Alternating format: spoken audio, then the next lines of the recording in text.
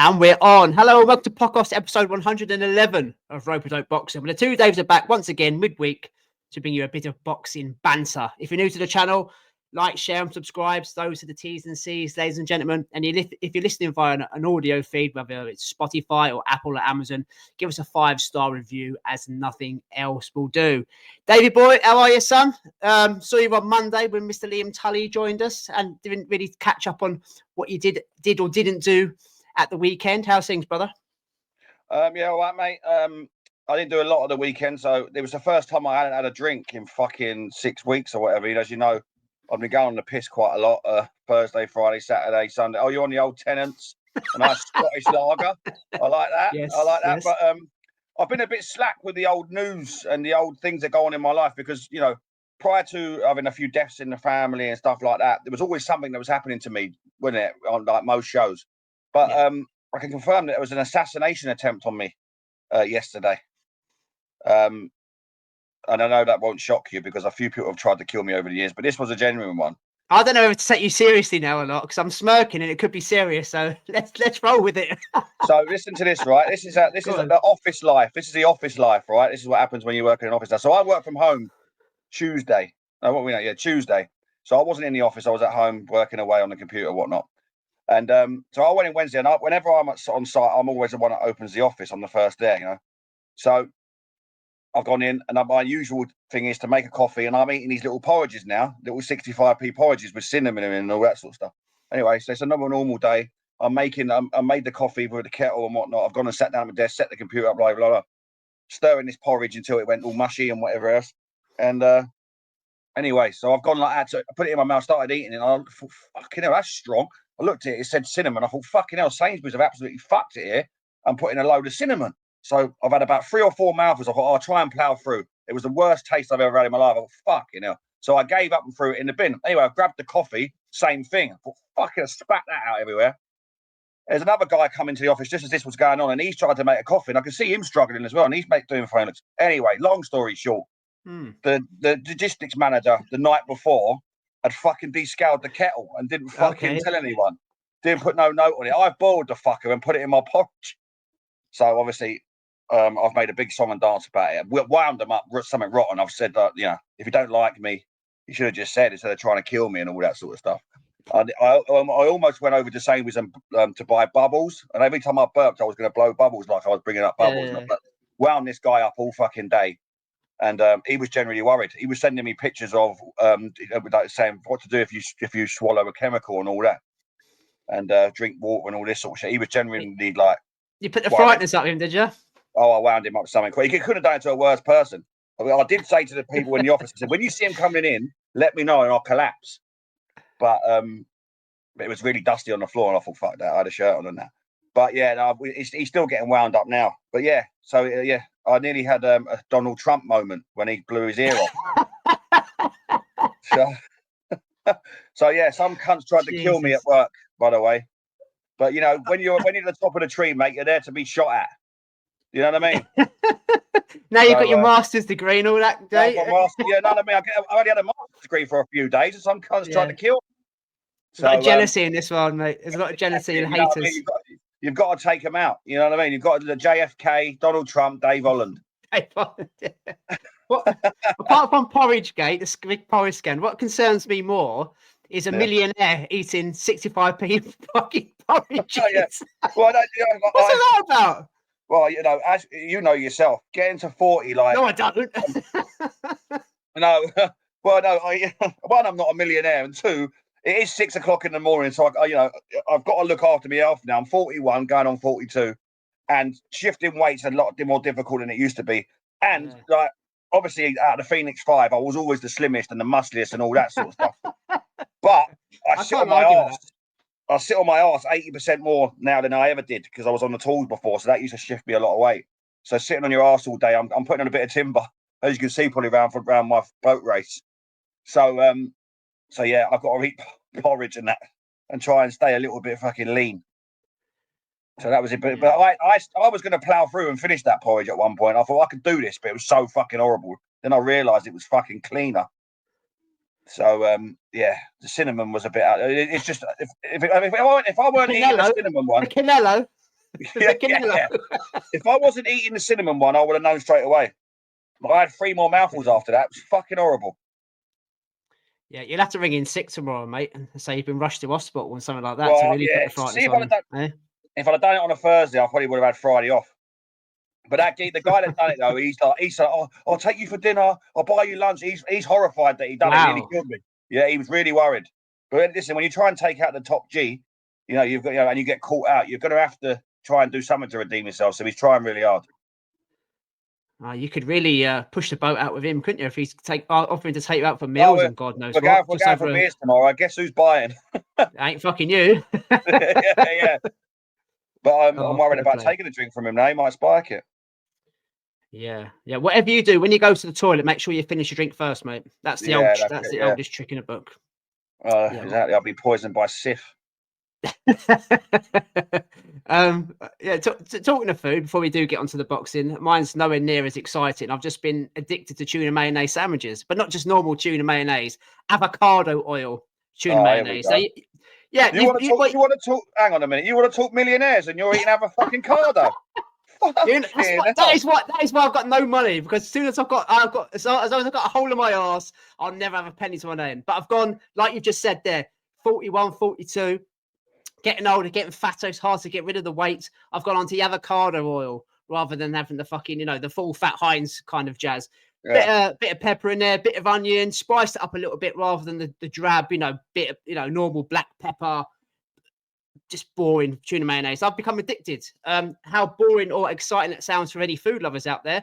That's been the highlight of my week. So it's not as good as Dave's, but yeah, I'm addicted to tuna mayo at the moment, mate. I hate tuna. I've never liked it. The smell of it, fucking hell. She makes it for the kids and puts it in the fridge. I fucking open the fridge to get something naughty like a Mars bar or something, and I fucking smell tuna. Fucking horrible.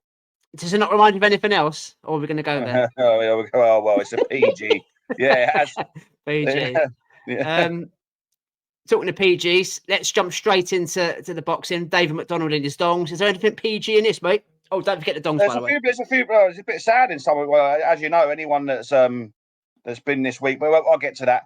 So it's David McDonald and the dongs. Now this is where I go off on one here.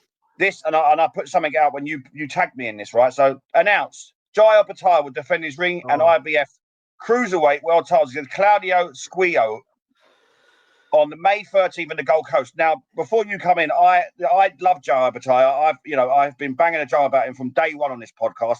111 episodes. I'm Jai. I'm his man. I love it. Yeah. But I am fucked off with his opponents now, mate. Like, we talk about this before with up and comings. Going, there's only so many people like this they can fight and fight and fight. He's doing it now, and honestly, it's right putting me off. And listen, I don't know if it's his fault or whatnot. You can only fight what's put in front of you, but.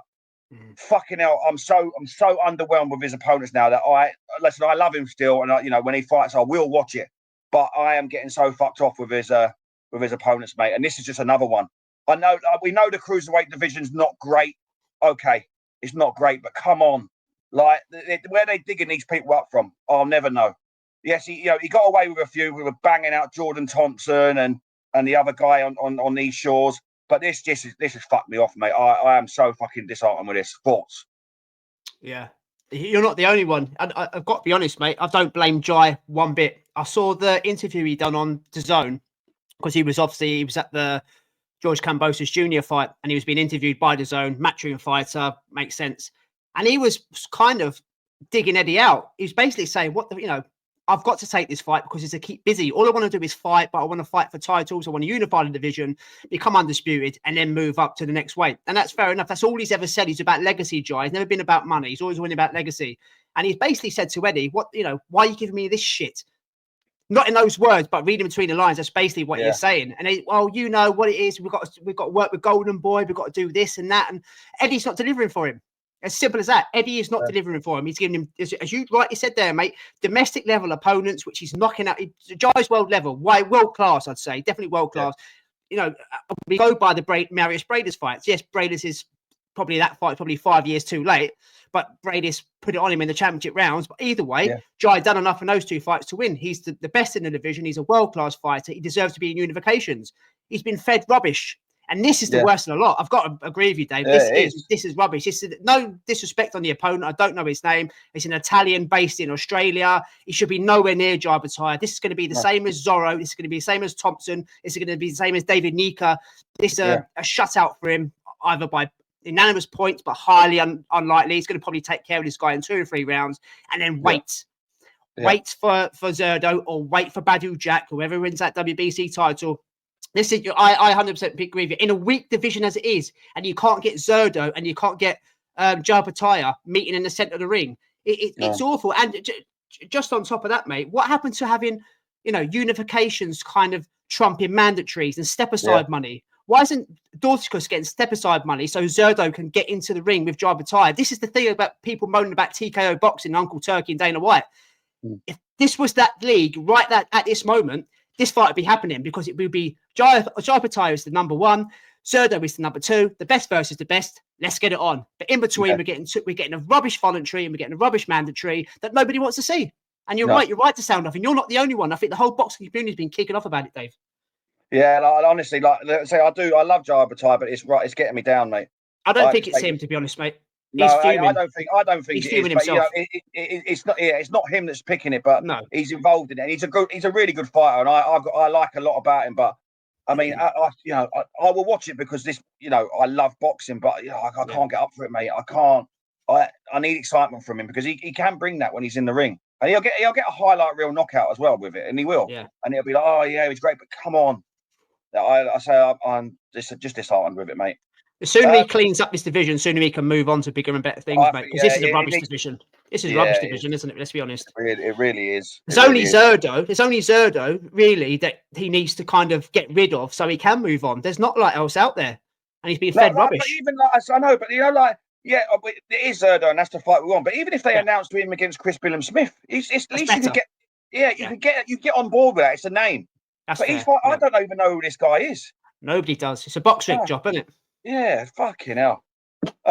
Sad week, mate. Really sad week. We lost an icon in the boxing. We learned that George Foreman had passed away. Foreman was considered one of the greatest heavyweights of all time, without undoubtedly, and we're remembered as an icon in the sport forever. Deepest sympathy with George families and friends.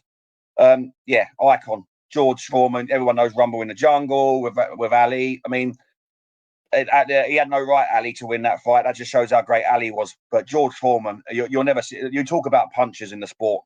There's no bigger puncher than George Foreman. I don't care what anyone said. He was an amazing fighter. Great bloke as well. Like a God-fearing man. Pastor won the world heavyweight title at 45. We're not even at that age yet. Could you imagine us fighting for it? Be a bag of shit. So it's just a shame, no. Yeah. So what a life.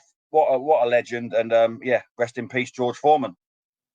Yeah, I echo your thoughts, mate. You mentioned him being a pastor and a God-fearing man and a lovely guy. He was, but he kind of had I heard or read the other day that he was the complete opposite in his early part of his career. He was very angry, miserable, sort of spiteful guy, and he found God in the dressing room, disappeared for X amount of years, and became the guy that we all fell in love with. So, again, very sad. He's a legend.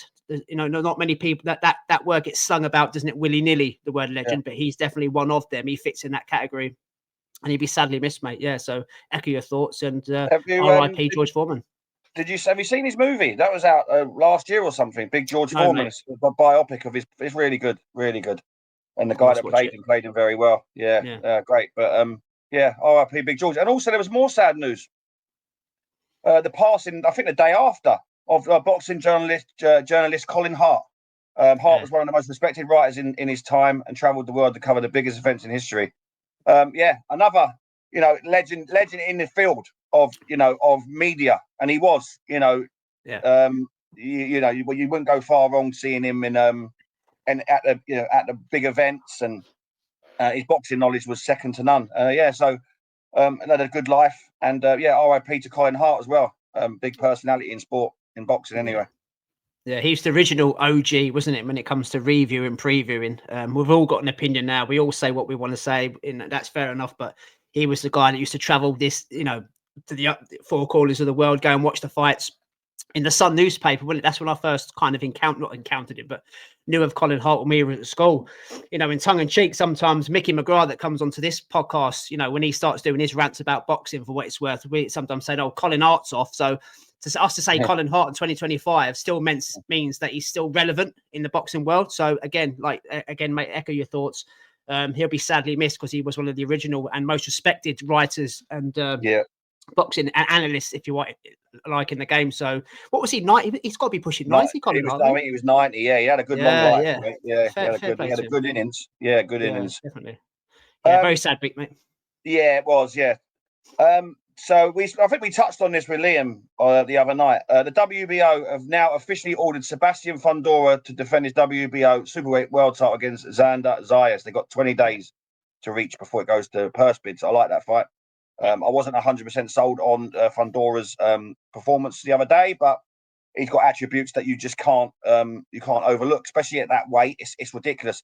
I sent you something and Liam on there the other day to show that Sebastian Fundora, 154 fighter, is the tallest current world champion that we have, which is madness to think he's a 154 fighter when you've got heavyweights, etc., and they're not as tall as him. So like that alone in the division he's in, that is just some attribute, and it's a massive attribute. When you looked at his opponent Booker up against him, it was Ivan Drago versus Rocky fucking Balboa. So it was, yeah. It's like for most opponents, though. It's like him for most opponents, isn't it? It is, but how do you? I mean, I don't know how you none of. I know he got iced by fucking Mendoza, wasn't it? Yeah. But that's a fuck. That is, you talk about level. We do it by weight, don't you? Everything's done by weight, and it's a level playing field. But fucking, you can't do anything about fucking height, and that is, that is some attribute for him. But anyway, Xander Zayas, that's a puzzle he's got to try and deal with. That's a different. For me, that's a different level to what he's been fighting. For me, I think Xander Zayas is the real deal, and I agree. And so we're seeing that that's the fight I can get up for, 100%. You're right. We did speak about William the other day, and it's probably one of the only fights to make a lot. Obviously, without the other unified champions involved. But you just mentioned Ed about being the tallest champion in all the weight divisions. Rafael Espinosa's got to be in that list, surely, because when he faces off against Nick Ball, if it does happen, that's not even Rocky against Ivan Drago, is it? That's Ivan Drago versus Vern Troyer. He's done basically, isn't it? Is he in that list, Dave?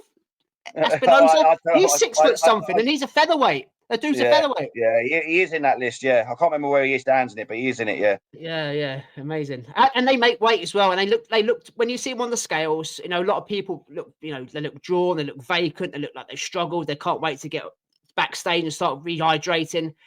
Likes of Espinosa and Fundora, these kind of tall, lanky 6 foot guys, they look healthy on the scales. Yeah. It's like they've got this freakish kind of nature when they're like their natural weights. It's genes, mate. You only got to look at his sister. His Skin and Blister. She's exactly the same. She is, yeah. Yeah, it's mad, mate. It's mad. But listen, you've got to use what you can, mate. Announced, big ticket seller, doing really well for himself in a minute. Callum Simpson will face Ivan Zuko. I thought it was Danny Zuko at one point for the European Super Middleweight title on June 7th at Oakwell Stadium in Barnsley. He's getting a good following, old Callum Simpson. He's building up a nice career for himself, and fighting for the European title. So. Our friend of the show, who trains with him, Zabatochna, Jasmina, she'll be. I'm sure she'll be there, and probably have her European belt with her. So they got a good little thing going down there. So Callum Simpson's out in June for the European title, and hopefully does the business, and then it's fringe to world level. Really, that's the next step. So do you know what? When I heard that news in the week that he was fighting the European champion, is he the European champion or is it a vacant belt? Do you know? It's an Italian guy, isn't it? Spanish. It doesn't actually say. Whoever the guy is, I looked at it and I thought, I kind of screwed my face up. Then I thought, actually, he's going down the right route, isn't he? He's going English, British, Commonwealth, Europe. He's doing it the right way. So I'm like, fair fucks there. Then we start talking about IBO for what it's worth. Yes, it's a fringe level belt, but he's doing it the right way. He's doing it the Dan Aziz way, which is the traditional way, which I like. So fair play to him. Nice guy. He's fucking massive, by the way. He's bigger than David Benavidez. I said to you on this podcast when he was over in Saudi, when Benavidez was out in Saudi for the last Riyadh card out there, he towered over Benavidez. And you look at Benavidez, he looks mad. He looks massive. He's called him the Mexican monster. So how long Callum Simpson's going to be at 168, I've got no idea. But it's early days for him. And yes, obviously, the friend of the show, our favourite, Jasmina, back up in Wakefield, that gym, that EBU belt's glued to her at the moment. Fair play. She was over in Poland doing X amount of interviews. So she's lapping it up. But yeah, nice team up there in Wakefield, mate. Can't wait to see Callum Simpson out again in his home city of Barnsley. It's like Oakwell, isn't it? Yeah. So yeah, getting a bit of a another following there. Yeah, they're good. It's nice. I like what they got going on down there. It's good. Announced Fernando Puma Martinez will defend his WBA super flyweight world title in a rematch versus Kazuta Ioka on May 11th in Tokyo, Japan. Rematch there, mate. What are you thinking? I'm trying to. I haven't got any info in front of me. I could try. Was it who won the first one? Was it a draw or was it a? To be honest, I would have to look myself. To be honest, I just put the news. I just clip the news. Yeah, I can't. Usually, you're like Liam Tully. Oh, I'm not the guru. No, I'm not an encyclopedia, mate. Obviously, Ioka is one of Japan's golden boys, and Puma is the test. One of the better fighters down at the division. So yeah, I'm gonna have to. I'll have to go back and have a look, refresh my memory about that fight. But if Ioka's involved, we know it's going to be a barnstormer, mate. So yeah, look forward to watching that one, and we will preview and review that one now we've mentioned it. So yeah, we will. Yeah, definitely. Oh yeah, talking of Gabrielle Fundora, announced she would defend her undisputed all the belts. I'm not going through them all against Marilyn Balido on April 19th in California. Charles Conwell versus Jorge Perez is also on the card. So Gabriella's out as well. She's headlining. She's headlining, yeah. So we've got a female. Just quickly, we just got a female in. Yeah, I know she's a unified champion in Fundora headlining a male dominant show. This weekend we've got a female dominating a male heavy show. When we've got a co-main in Brian Norman Jr. as a world champion. I mean, times are changing, man. Times are changing. You've got females dominating male cards and headlining. So. Interesting, but I love Fundora, and obviously we just mentioned Jasmina Sapotoccia just there, same division. She's the EBU champion, affiliated with the WBC. We're gonna have her on very, very soon, ladies and gentlemen. So we will be talking Fundora and the likes. But again, with Fundora, mate, you're right. You said earlier, it's very similar to her brother, the way that she fights, what she does in the ring. It's going to be very hard for anybody to kind of match her or stop her, and she loves to punch as well, which is rare in the women's game. Yeah. So yeah, look forward to seeing her as well, mate. Some decent fights being made. It is right. So that was meant to be the last piece of news, right? And then I was just having a little flick on the way home on the train, and it came up from a different source. Now listen to this. See what you think of this. The WBC order purse bids for Pacheco versus Mbili. The WBC have set a date of April 8th for purse bids for David Pacheco versus Christian Mbili for the interim super middleweight title. Now, purse bids, we've had this before. Until it's signed, still delivered. There's press conference, but I like that fight. I actually like that fight. So I thought I'm going to bring it up today. I'm not really a fan of bringing up purse bids anymore because they mean fuck all. But that is a fight that, I could get on board with, mate. I like that. What do you reckon? I'm on board. Have you noticed, we spoke about this, didn't we, last week or the week before, how since Turkey and Dana's made their announcement about making this Super League, that the WBC, the WBO and all the other sanctioning bodies are starting to mandate fighters. They're starting to mandate fights. If there wasn't any scaremongering going on, I don't think this fight would have been made. But it is the fight to make. It's the two of the best contenders in 168. It has to be made, until Canelo fucks off from what he does with those belts and they become fragmented. It's a fantastic fight. Yeah. I can't wait for it. But as you say, mate, I'm on board with you. Will it go to purse bids? Hopefully not. Hopefully, it's Top Rank and the Either Tiger promotions. I think it's with Either Tiger in Billy.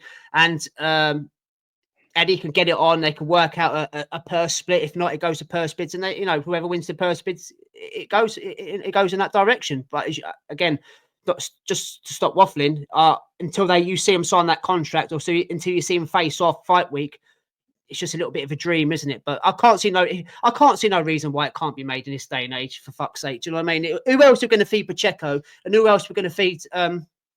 Christian and Billy. Yes, there are other contenders, but we could say the same. With the Plant fight get made, with the Belanga fight get made, the Stone Cold Steve Nelson, he's in the frame now, man. He's a test for any of those guys. But yeah, it's a great fight to be made, mate. The thing is with that division, mate, that division is stacked. If you're looking at you've got Canelo as the champion, if you go down the top 10 in that division are names. So they at some point in time, which is looking likely, they have to fight each other. Good, they have to, So it's good. That's a division you can get excited for. Yeah, Canelo's holding it up, isn't he? Really, Canelo's holding it up, man. Yeah, he is for opportunities for world titles. He is for sure. And then, yeah, again, I was flicking. This is the last piece for tonight. It might end up being a sour note, but you never know.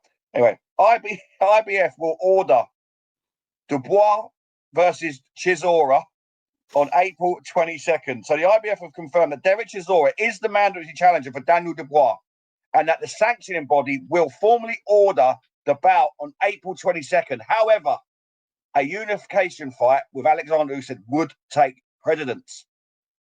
Now, we did say this when Derek Chisora won his last fight. When we sort of laughed it off, he could end up with a world title shot here.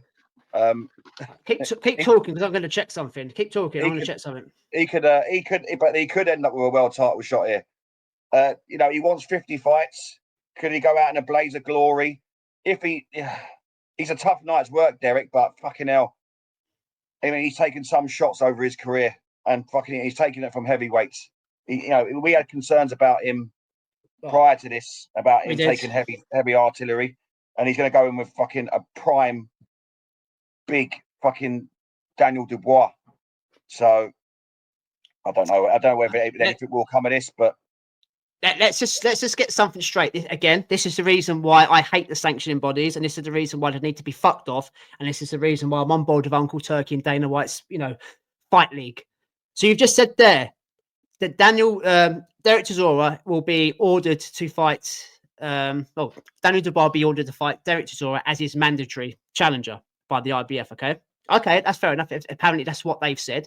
But if you have a look at the up-to-date rankings, mate, you've got Daniel Dubois as the champion. Fair enough. You've got Derek Chisora ranked number 2. So who's ranked number 1? If you have a look at the rankings, it says not rated, and that's the obvious reason why. Because we've got an IBF. Not eliminator. We've got an IBF final eliminator coming up next month between F.A. Ajagba and Martin Bakole. So you explain to me how the winner of that does not fight Daniel Dubois, and Derek Chisora leapfrogs the winner of F.A. Ajagba and Martin Bakole.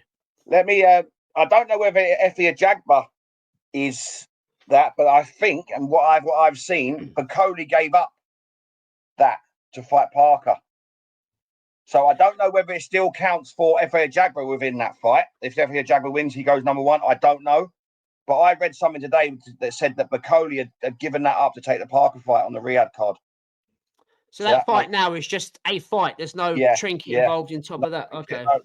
No, which I think is a bit out of order for F.A. Ajagba, because if he wins, he should go number 1. That was what it always was. So if I was him, I'll be kicking up. But yeah, I read something earlier on about that said that Bakole gave up the right for it. He had to pull out of that. You've probably answered the question, mate. I didn't realize. I remember him going down that route. I didn't realize the IBF have literally said no. Right, F.A. Ajagba can't fight for a final eliminator to be the number 1 mandatory to Daniel Dubois title. That's kind of unfair. But if they have had a discussion, F.A.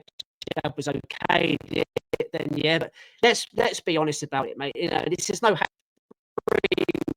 wins. I mean, Otto Wallin, Joyce, okay. But where does Ajit Caballel fit in this? I don't know. Where does Ajit Caballel fit into this? Where does Joseph Parker fit into this? Those two guys on a crest of a wave, been beating boogeymen, former world champions, guys that don't want to put their hand up to fight anybody. And you've got Derek Chisora looking like to be mandated to fight Daniel Dubois. I know it's in the news. I know IBF have said it, mate. But until they actually call him, I'm calling it out for what it is. I call it out for bullshit. Yeah, I agree. And maybe, just maybe, they do call him. And it is the last ride, the last hurrah, the last dance, as it was supposed to be last time. And Derek does get his shot. Fair play to him. It's prize fighting at the end of the day. It is the Wild West. There is no rules involved. But to sum up, Derek Chisora should be anywhere near a world title shot. There's a queue here.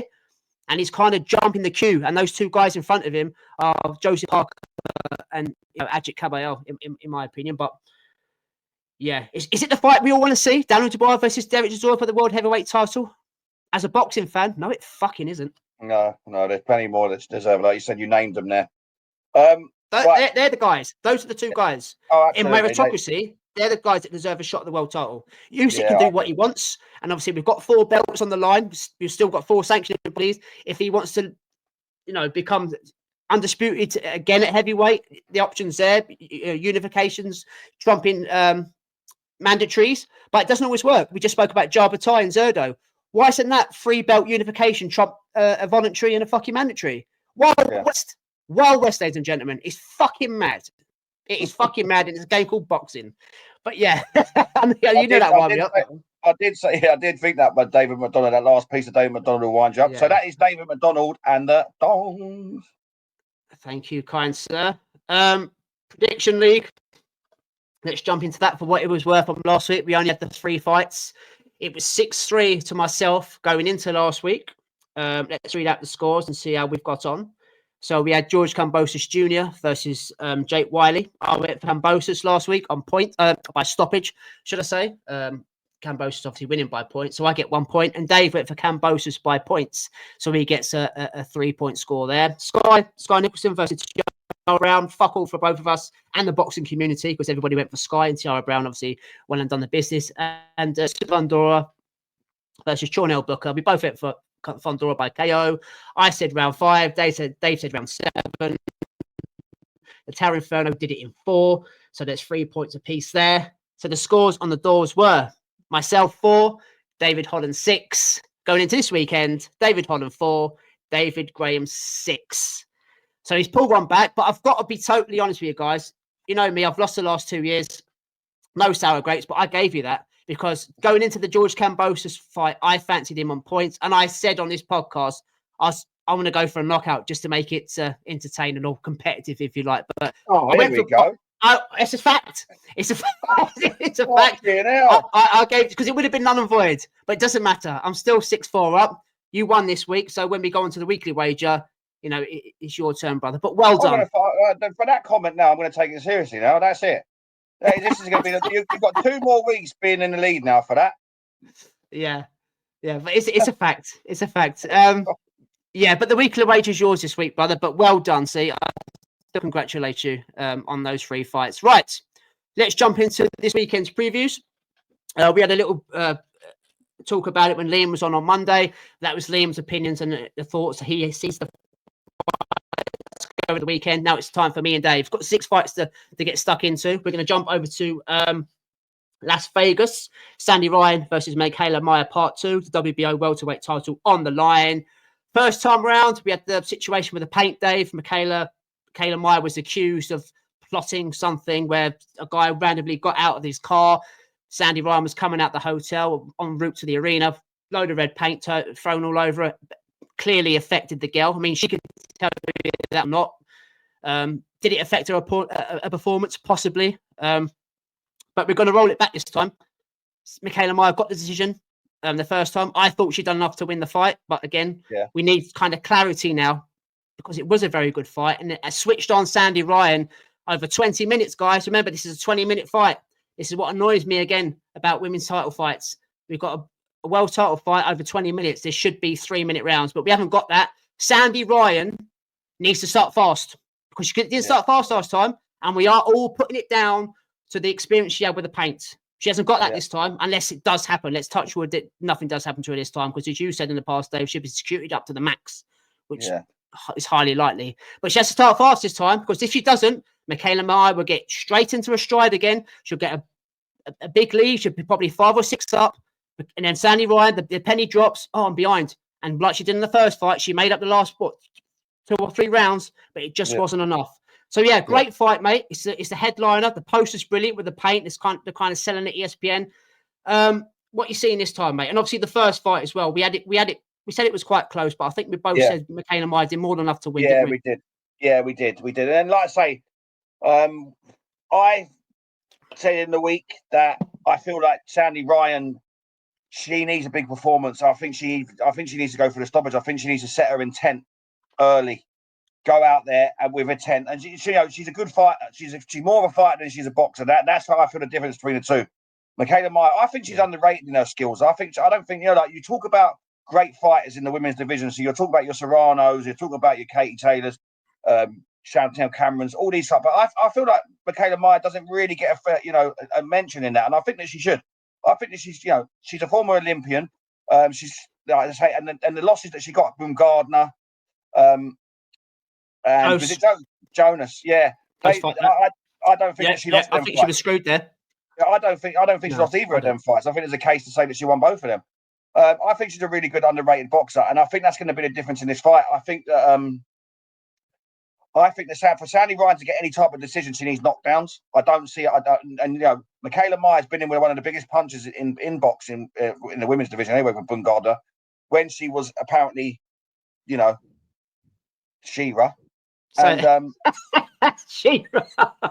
like it. I've never seen her get wobbled. I've never seen her get rocked. I've never seen her in trouble. So, she's got a good chin. And the first fight, before I make my prediction, the first fight, I do think it was. I'm not my only person. I think it was terrible what happened to Sandy Ryan. She's in New York or wherever it is. She's in America. She's in a different country. She's not the home fighter. It is, and it could have been anything. We're in a day and age where people are throwing acid over people and stuff like that. There was an interview before she came out to the ring, and she was absolutely raging. Any sort of game plan, and that all went out the window because listen. Mikaela Mayer said she had nothing to do with it. It wasn't her. I mean, it's some coincidence. Now, she may not have directly been involved in it, but someone she knows was, So got to prove it, though, ain't you? That's the thing. You've got to prove it. But it's the right thing to do is to have the rematch. Listen, this is it now. This is it. There'll be no more shenanigans, and then we see. So she's going back to the scene of the crime, Dave. She's going back to the scene of the crime. Sorry to cut you off. But you got to remember as well. You just spoke about Mikaela Mayer kind of getting shot and robbed, if you like, to extent when she fought Baumgardner and Jonas. More the Jonas one, the Baumgardner one. But it's happened to Sandy Ryan as well. The Jessica McCaskill fight over in the States. She was lit. That was one of the. That was a clear robbery. Even though she got a draw, it was a clear robbery. She's falling short this time against Mikaela. She's going back over to the States, so she needs a lot of applause for what she's doing to go back over there. And it's a top-ranked cards. And what do we say about top-ranked cards? They're already the score's already in, man. The score's already in, so it's going to be tough. What I saw when going down the sort of rhetoric was Mikaela Mayer's boxing skills. When you're talking about elite sort of women, she's up there for boxing skills alone. She is, but she doesn't really get talked about amongst them. No. And like I say, she's a 2-weight world champion as well. I mean, that gets overlooked. I like Sandy Ryan. I always have. I like her style. Listen, if I've got a dog in the fight, I want Sandy Ryan to win. And I've seen bits and pieces this week. She never turned up to the press conference and whatnot, so she's playing her own sort of mind games. But when she did turn up, they did do the face-off. When they did do the face-off, she looked in some shape, to be fair. She does look switched on, Sandy Ryan. But for me, I'm going to go in predictions now. And unfortunately, I think that Mikaela Mayer will win, and I think she'll win on points. As I said there in my opening gambit, if you like, Sandy Ryan has to start quicker than she did last time because she did pull rounds back in the first fight. She probably won the last 3. I think I remember giving her, but she started too slow. But we're giving her the excuse or the reason because of the paint. She's not going to have that this time. And as you said there, she looks very sharp. She looks focused. She looks in great shape. But so does Mikaela Mayer. This is a great fight of 2 world-class girls. You're putting it on the line. But I've got to be honest, Dave, these 2 girls better lap it up for what it's worth. Because when this is all said and done, that belt's being taken away from her from a certain Lauren Price. She's the girl that's going to clean up here. So make the most of it. And I'm with you. I'm with you, mate. I think Mikaela Mayer's got more than enough to sort of navigate her way around the ring for 20 minutes. She starts kind of...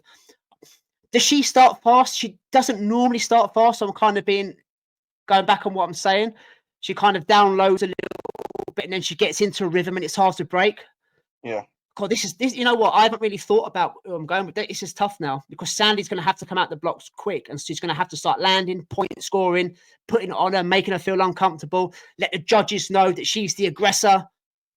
But I think I'm going to go with you. I think on a top-ranked card, being at home, Sandy Ryan's got form for losing out there. Mikaela Mayer is the champion. There's more going for the home fighter. So, yeah, I'm with you, mate. I think Mikaela Mayer does it on points.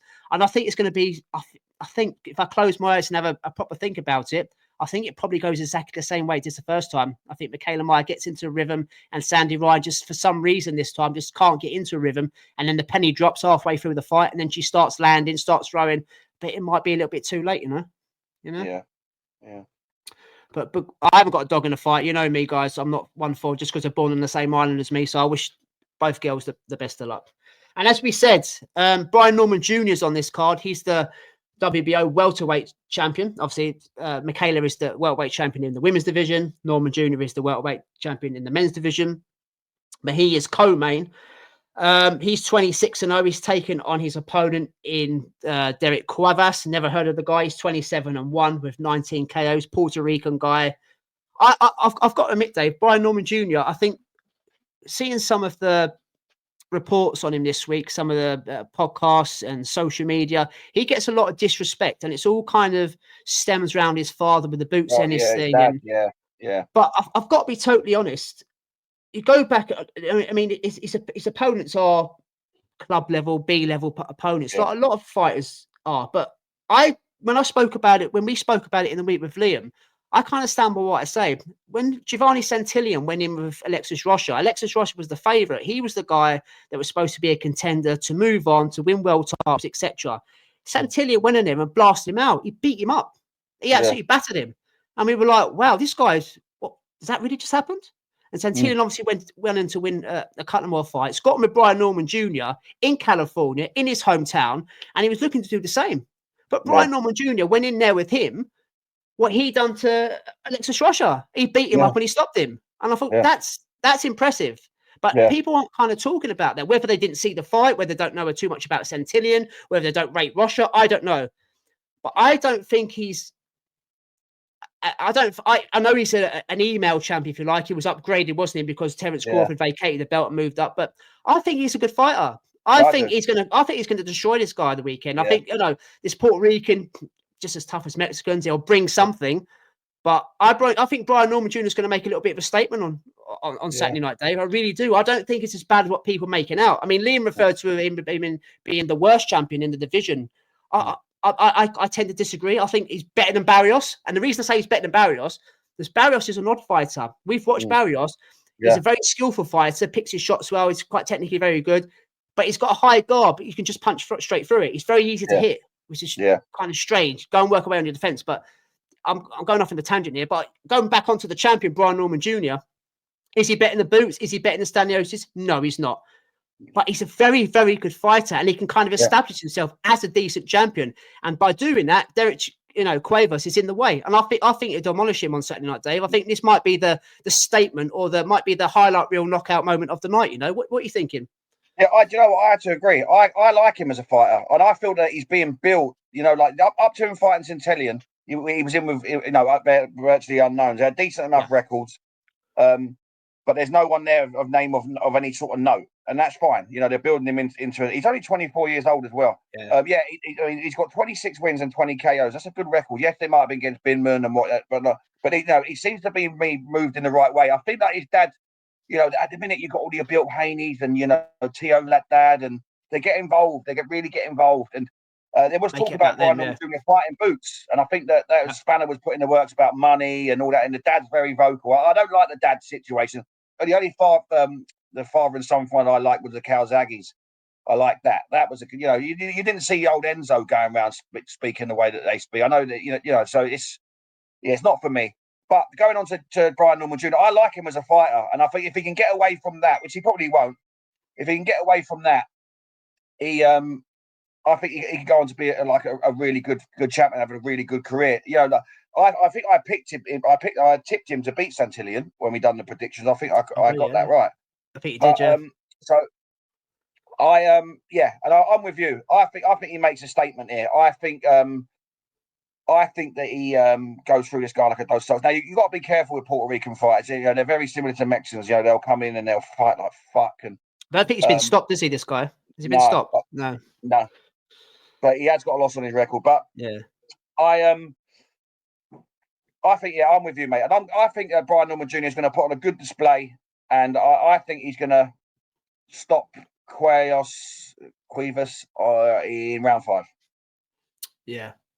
Yeah, I agree. I think it's his first 12 rounder as well, Cuevas. I don't think he's been past 10. Norman Jr. obviously has. To be fair to him, I don't know him too well, but I also don't know his opponents.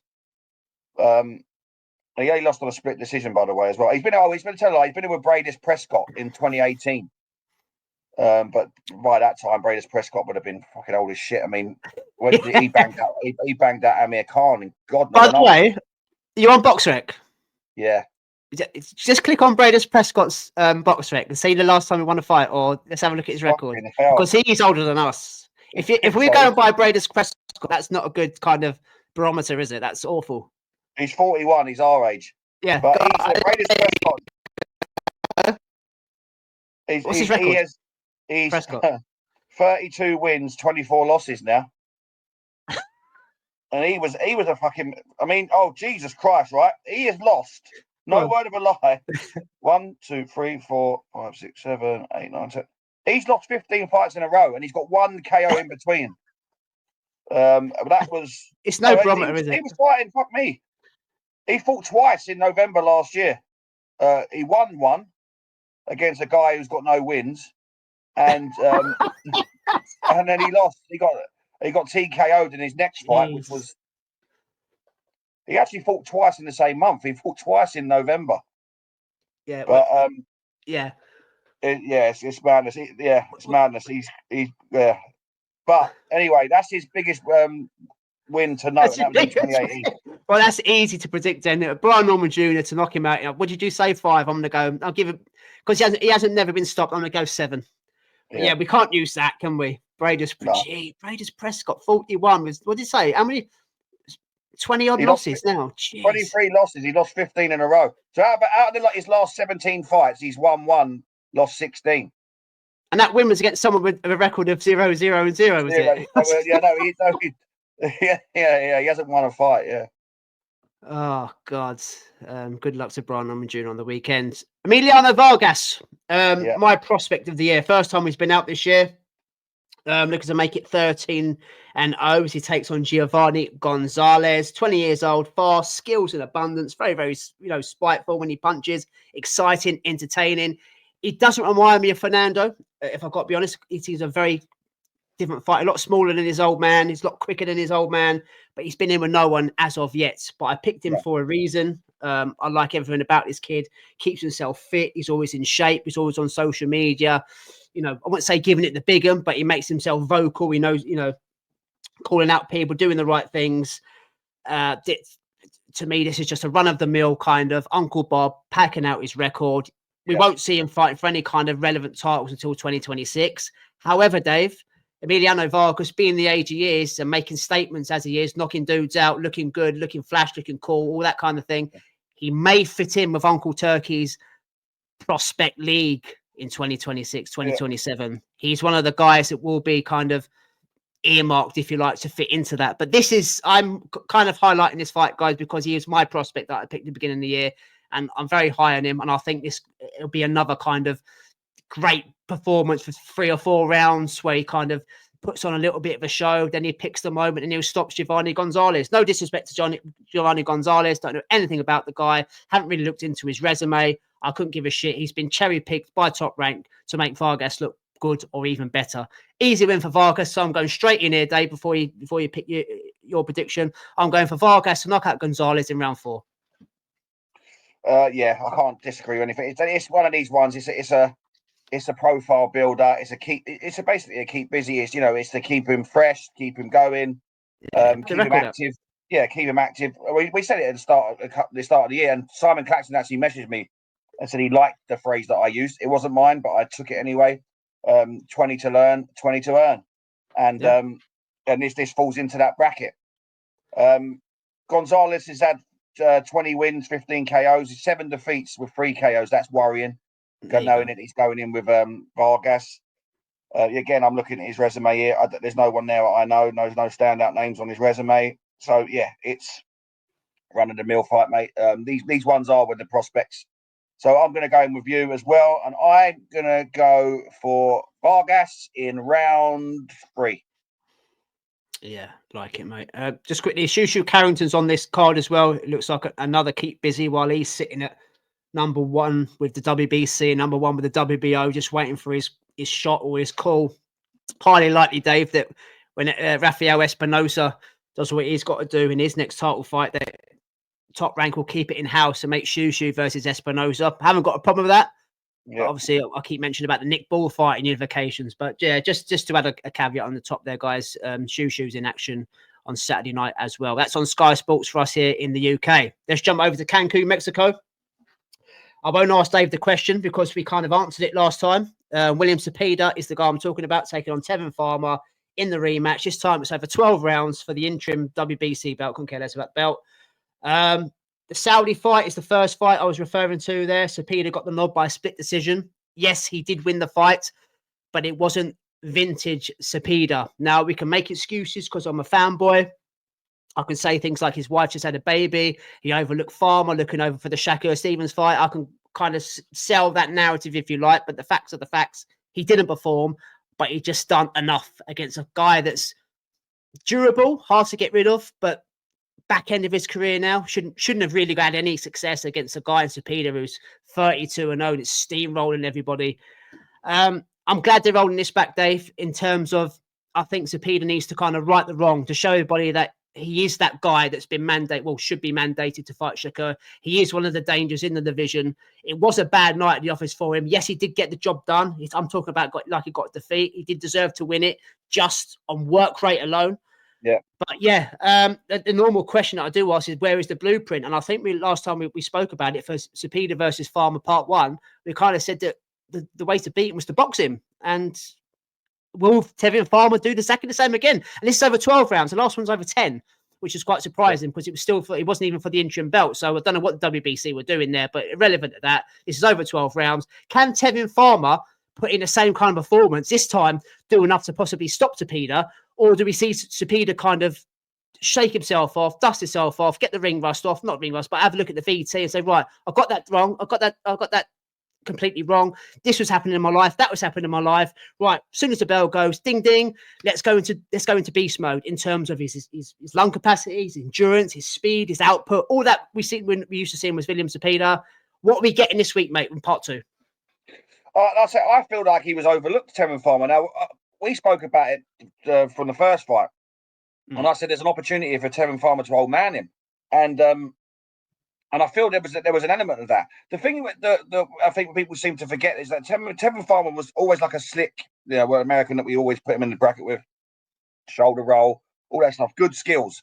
But in that first fight, he was quite happy to stand in the pocket and trade him. We always said that to beat William Zepeda, you have to try and push him back. Now, Tevin Farmer wasn't being pushed back. He was quite happy to stand in the centre of the ring and throw shots and he had the classy work. I think he caught William Zepeda on the way in when he dropped him. I think it was a bit of a flash knockdown, caught him square on and dropped him. But I think that William Zepeda in the first fight thought, I'm going in with an old Tevin Farmer here. I'm going to walk through him all that. And Tevin Farmer's a hard night's work for anyone. I don't care what age he is. He's a former world champion in his own right. Yes, he's got a few defeats on his record, but he for me is still a danger to a certain level of fighter. Now, I would put William Zepeda higher than that. We're high on him here. His work rate and that we're high and we speak a lot very, very well of him. But I think that he overlooked Tevin Farmer. I don't think he's going to do that again in this fight. Do I think that Tevin Farmer's got another performance like in it? It's difficult to say. But Tevin Farmer still does have the skills and still does. And for me, it's still. Fringe world level for me, he is. I still think he's a hard night's work for a certain level of fighter. And I still don't see this fight as being a complete shutout. I think that William Zepeda will improve, but I still think he's in for a hard night, mate. Go on, before you're going to jump in and say. No, I was listening to what you were saying, and I was going to say, or is it a case of Golden Boy have padded that record out so much that he's actually stepped in with someone that's got a bit of IQ and a bit about him, and that thinks about his work, that can land his shots, set traps, all that kind of thing. The shoulder rolls you mentioned. Have we been sold a pup? Could we find out now that Zepeda is not all that? I'm not off the train. I'm on the train. If Zepeda gets beat on Saturday, I'm not going to say, he was shit. I'm not interested. Hype job. I'm not that kind of guy. I like the way he fights. I love the way he fights. The engine is absolutely ridiculous. Yeah. Somebody that's a guy that can throw like that for 36 minutes and still not open his mouth. He's fighting, superb engine. But have we been sold a pup in terms of now he's stepping up? Don't get me wrong. Tevin Farmer's in the back end of his career. He's got 7 losses. He hasn't got no punch power, but he caught with a flash knockdown. But I don't know what to think of this now. Can we possibly sell the pup, Dave? Is Zepeda not that good? No, I wouldn't go as far as to say that. But what I will go as far as to say, he might have come across a style that he can't, that he struggles with. Mm. Now, both southpaws, by the way. Yeah, it's worrying for him. It's because Tevin Farmer, it falls into that bracket. He's not as good. Sorry, but he's not as good as Shakur Stevenson. Now, if he's having nightmares with Tevin Farmer, he's going to have even worse nightmares against Shakur Stevenson. This is my thinking behind it. That's true. Yeah. That's true. So, but on the flip side of that, if he doesn't make a statement in this fight and and do a good job on Tevin Farmer, I think, and I put this to Liam the other day. Do you think we're closer to getting that fight because Shakur Stevenson's team's looking at thinking, listen, we see the way Tevin Farmer's sort of handled him, or been in with him. It's easy work. Let's get it made. Yeah. So it's a catch-22 here. I mean, if William Zepeda doesn't come out of this shining, I think, or puts on a good show, I think on the flip side of it, we'll be closer to getting the Shakur Stevenson fight versus Zepeda, because I think they'll look at that and think we can beat him. If he goes in there and and goes through him early doors, I think that pushes that fight further away from me. Yeah, so it's what you want. But I'm going to go in now, and I think William Zepeda does win, but I think he wins more comfortable this time. I'm still going to go for points. I don't think he's going to stop Tevin Farmer. I think Tevin Farmer's still got a little bit in him. And that's So I think William Zepeda. I think it'll be a better performance, though. I think it will be a better performance. I think it'll be more of a convincing win. Sorry, more convincing this time. I don't think it'll be left. I don't think there'll be no split decisions. I think William Zepeda overlooked him last time. I don't think he will this time. Yeah, I agree. I think he has to overwhelm him a lot more. I mean, you can't ask much more of the guy that throws over 100 fucking punches around and does it for 36 minutes. But he's going to have to overwhelm him. He's going to have to do it consistently. He's going to have to be defensively very good as well, because Tevin Farmer, he's a clever fighter. He can pick him off as well. Yeah, he will, but he's going to have to make it look convincing. I can't see him knocking him out, but I can see the corner pulling Tevin Farmer out, because the amount of punches he may take this time, because he's not going to overlook him this time. He knows exactly what he's going to go in with. And I did say tongue-in-cheek last time, the card's already in. Fair play for Farmer to going over to Mexico, to Cancun, because, it's possibly, unless Farmer knocks him out, he possibly might not get the decision. But I don't like to think down those lines. But I'm with you. I think William Zepeda will do enough, and I'm because I'm a massive fan of him, and I want to see a highlight reel knockout moment, and I want to see that Shakur Stevenson fight. I'm going to go for his corner to pull Tevin Farmer out late. I'm going to go for a round 10 RTD, aka stoppage. So, I'm not going to wish both, but good luck, because I'm a massive Zepeda fan. So I'm going to wish William Zepeda the best of luck on Saturday night, and hopefully it's a lot better, more convincing, as we said, performance this time around. Right. On the undercard, Oscar Collazo is in action. Anyone who doesn't know Oscar Collazo, just go and watch him against CP Freshmart over in Saudi Arabia on the Tino night card.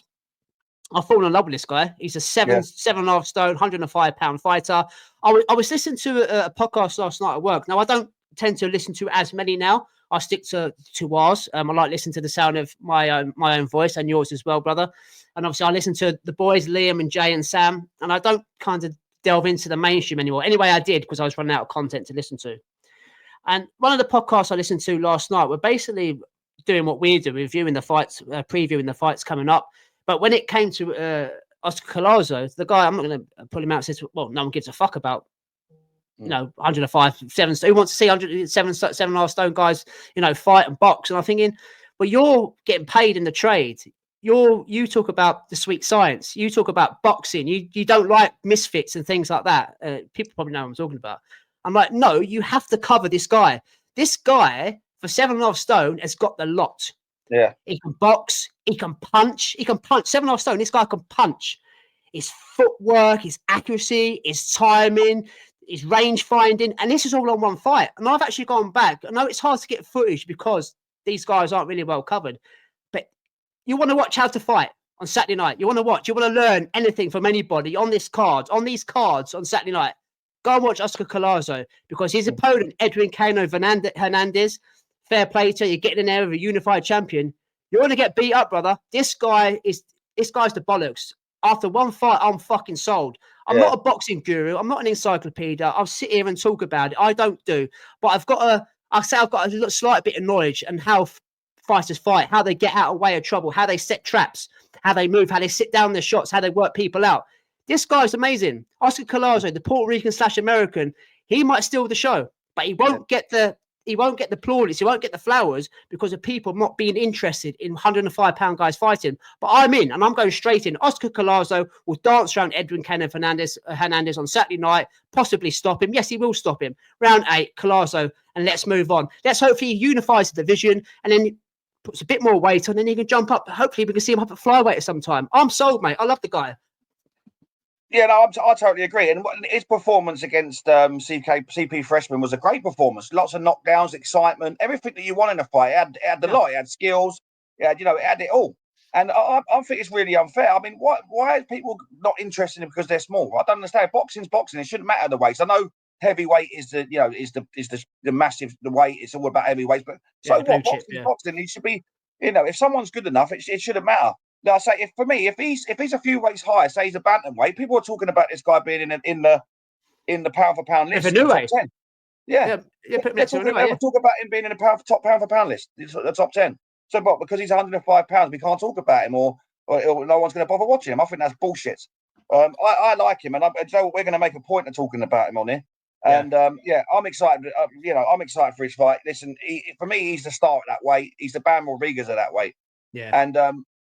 And I'm looking forward to it. And I'm with you, mate. He's going to put on a show, which he does because he's got all the skills in the world. He has. He's a brilliant fighter. Very well-rounded, isn't he? Yeah. Yeah. For me, he's getting the stoppage 100%. He can bang at that weight. I think he's great. So for me, he's getting the stoppage in round 4. Yeah, looking forward to watching him. I really am. Very exciting fighter.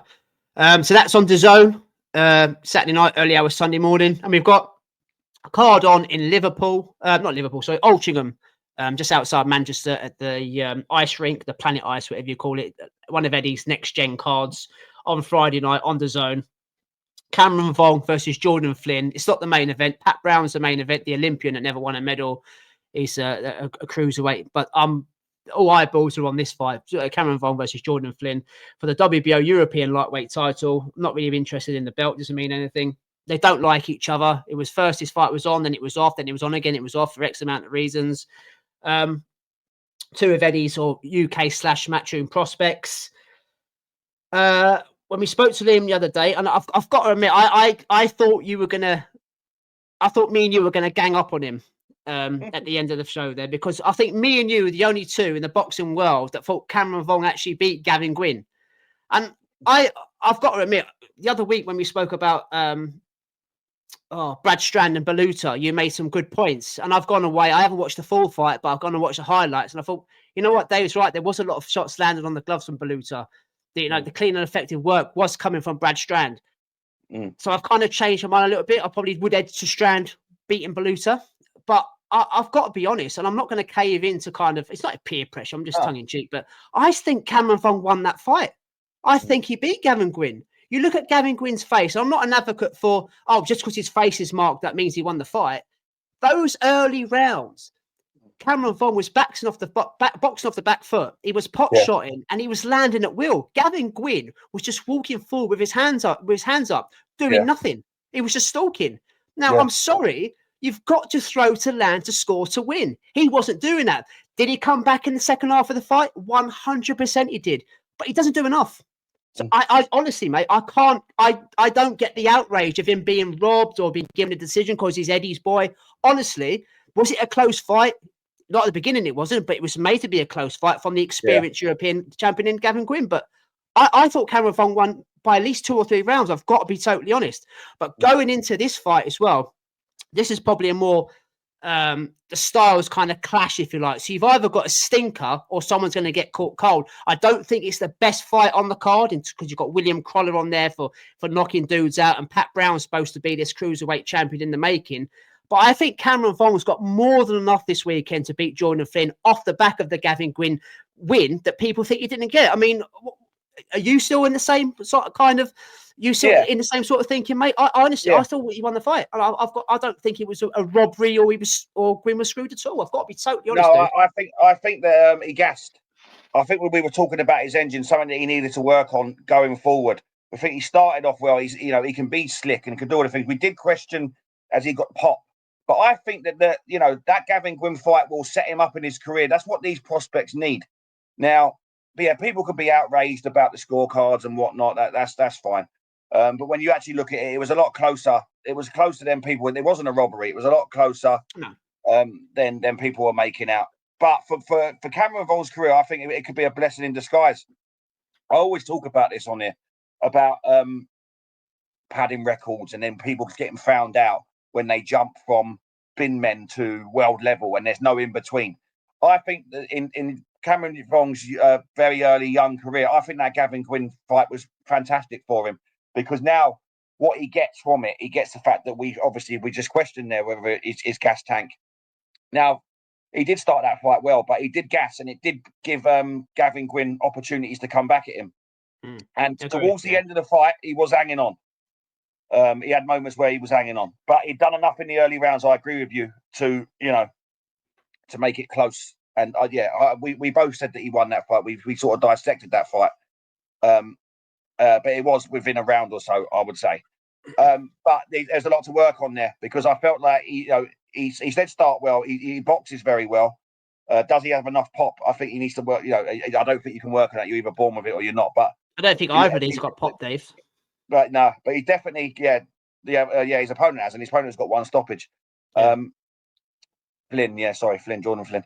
But I think he gets way more out of that Gavin Gwyn fight than any of the fights he's had so far. And I'm hoping that you see the improvements going into this fight, because he definitely had to work on his engine, because Gavin Gwyn did try and walk him down and had success later on, which made that fight closer than it needed to be.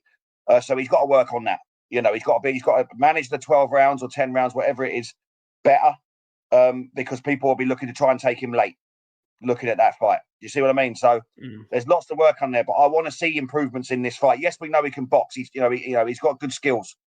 I want to see a little bit more. And so if you're looking at experience and everything else, and you're looking to improve in your career, you need to take big pointers from. Yeah, no, but I mean big pointers from the fight he's just had.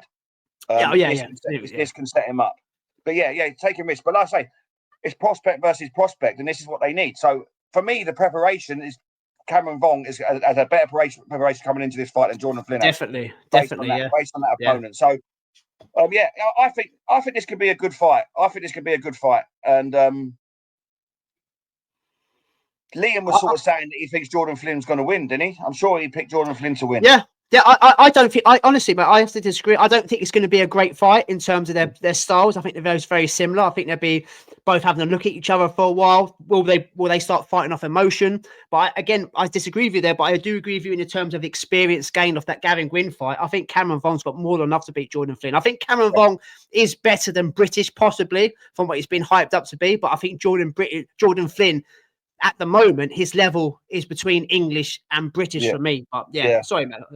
No, I actually think it's going to be a good fight. I think that the hatred and the emotion is going to bring out the best in them. Yeah, fair. That's fair. Yeah, I think that everyone needs a dance partner, a rival, and I feel like these two probably at this stage of their careers are that for each other.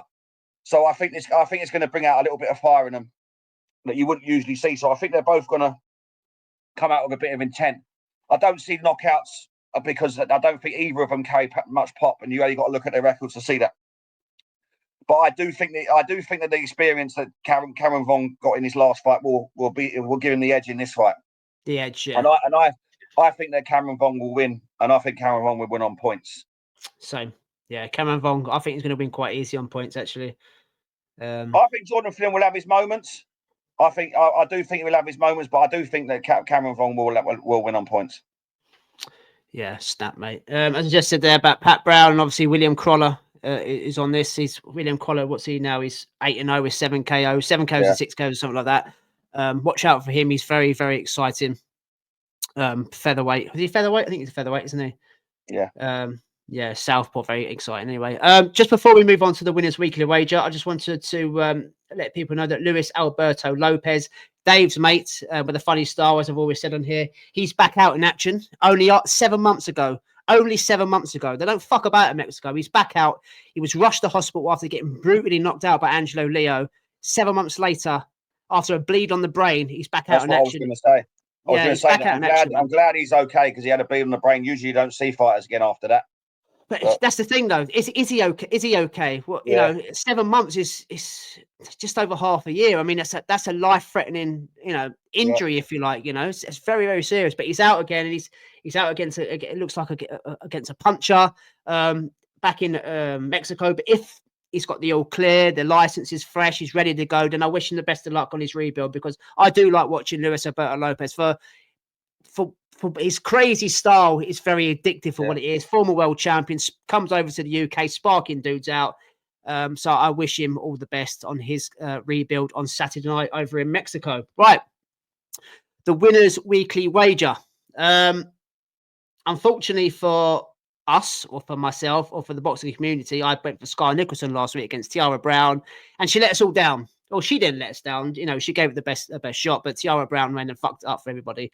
So we had £32 in the pot, and £32 in the pot remains. I lost last weekend's prediction league. So for a change, Mr. Holland is going to do the winners' weekly wager with his banker of the weekend. So what are you thinking, brother, for this weekend to add those points into pounds for the charity? For me, I picked it as soon as we were going through, and I'm gonna stick with it. And my prediction for the winners' weekly wager is your prospect of the year, Emilio Vargas.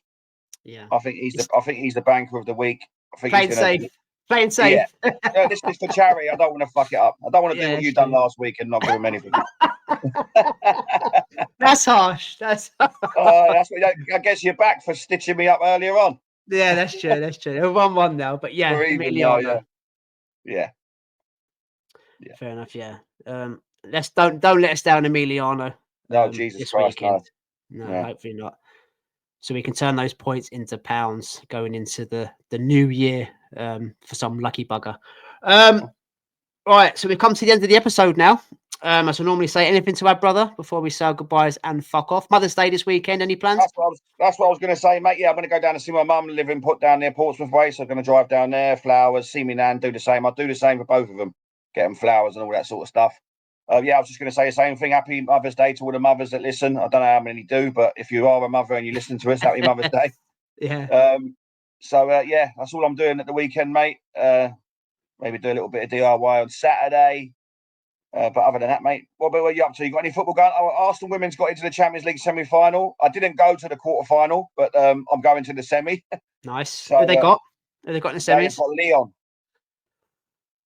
And I think Lyon are decent. Veterans, mate. Yeah, they're the veteran champions. I think I'm sure they've won the title, the Champions League, more than any other European club. I'm sure they've got some sort of record. They're like famous for winning the Champions League. So that'd be a decent tie, that would, Dave. I've got the season ticket for going during the week's a pain in the arse getting over to North London for me. But because it's a semi-final and Arsenal won the domestic cup last year, obviously Lola wasn't going then. So I was hoping they would get to a final this year that I could take her to. So I'm going to take her to the semi-final anyway. And fingers crossed if they get to the final, I don't know where it would be held. If it's held in here over the UK, I'll definitely go. Even better, so I'm looking again. I think tickets, Lola's already on to me for tickets. I think they go on sale tomorrow. So she's already on to me for that. It only cost me about 12 quid anyway, so you can't grumble. You can't fucking grumble, yeah. It costs you more in food and drink, doesn't it? Fucking wine gums cost more than a ticket. Yeah, the wine gum scenario. You're going to Arsenal Lyon, I'm going to Stourbridge Halifax. I know, Calm down, but not looking good for the girls. Halifax are bottom, we're second bottom, so come on, girls, let's get 3 points. And obviously it's Mother's Day. I think my mum's come around to mine.